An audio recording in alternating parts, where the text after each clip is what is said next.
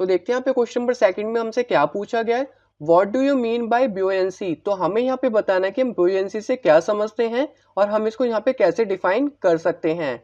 तो देखते हैं यहाँ पे इसके आंसर में क्या लिखा है, whenever an object is immersed in a liquid fully or partially it experiences an upward force, the upward force is called buoyant force और upthrust। तो जो यहाँ पे अपवर्ड फोर्स लगता है उसी को यहाँ पे buoyant फोर्स बोला गया है या हम उसको अपथ्रस्ट बोल सकते हैं। अगर मैं यहाँ पे एग्जाम्पल की बात करूं तो हमें यहाँ पे एक बकेट लेना पड़ेगा।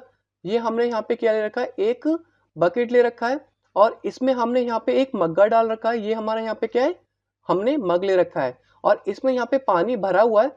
जैसे ही हम यहाँ पे इसको पुश करते हैं तो इसका जो यहाँ पे ब्यूएंट फोर्स लगेगा वो कहाँ पर लगेगा, अपवर्ड डायरेक्शन में लगेगा।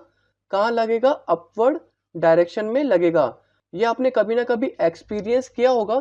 जैसे कि हमने यहाँ पे बाल्टी में पानी भर रखा है और अगर हम उसके ऊपर मग्गा डाल के उसको नीचे के साइड पुश करते हैं डाउनवर्ड डायरेक्शन में, तो जो वहाँ पे फोर्स लगता है वो यहाँ पे अपवर्ड डायरेक्शन में लगता है और उसी अपवर्ड डायरेक्शन के फोर्स को यहाँ पे क्या बोला गया है, ब्यूएंट फोर्स बोला गया है या उसको यहाँ पे अपथ्रस्ट बोल सकते हैं।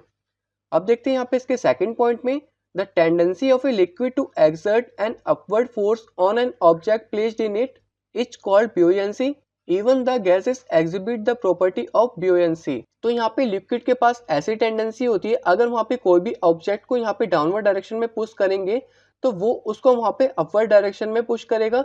तो उसी को यहाँ पे क्या बोला गया है, ब्यूयेंसी बोला गया है। तो यहाँ पे लिक्विड एंड गैसेस दोनों में ही ब्यूयेंसी फोर्स लगता है। तो होप आपको ये वाला आंसर समझ में आ गया होगा। अब हम चलते हैं अपने नेक्स्ट क्वेश्चन की तरफ।